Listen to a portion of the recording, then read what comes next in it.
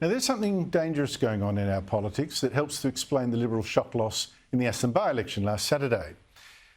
Did you notice today that the Albanese government and the Victorian Labor government both said they'd banned the popular Chinese TikTok app from government phones because of fears that it could be used by the communist dictatorship to spy on people?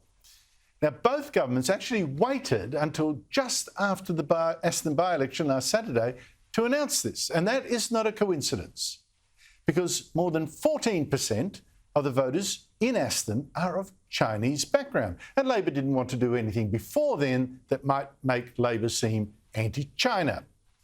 In fact, they went the other way. The week before the by-election, Victoria Premier Daniel Andrews went off to China, pledging friendship to the dictatorship, while in Aston, voters were bombarded with corflutes and posters and messages in Chinese on social media telling voters that Dutton and former Prime Minister Scott Morrison were bad apples.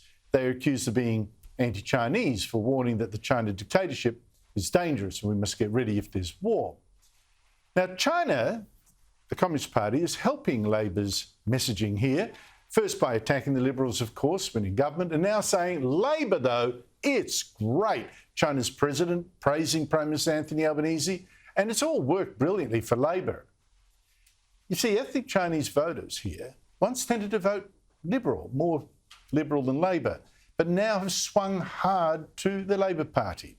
In fact, last year's federal election, seats where 1 in 5 voters were of Chinese background, they swung more than 8% against the Liberals, twice the swing in other seats. In the New South Wales election, a week and a half ago, same story in the 10 electorates with the most ethnic Chinese voters. Parramatta, for instance, 16% of voters with Chinese background, that swung 15% against the Liberals. And New South Wales Labor MP Jason Yatsen-Lee, he drew a direct link. He said ethnic Chinese people are still angry about the fear-mongering, the Liberal fear-mongering allegedly, around China.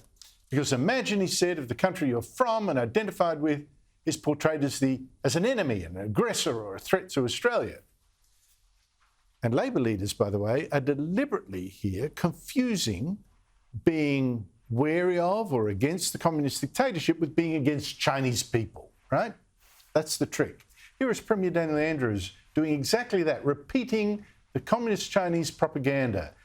The Liberals just hate Chinese people. And whether it's anti-trans, anti-gay, anti-Chinese people, the list goes on and on. The Liberal Party are a nasty, bigoted outfit, and people have worked them out. And now 2 other premiers are rushing to go to China this year. Palaszczuk of Queensland, McGowan of Western Australia. In fact, Mark McGowan is even suggesting the Liberals, he said this a couple of days ago, totally wrong to say China is a danger, they should just shut up.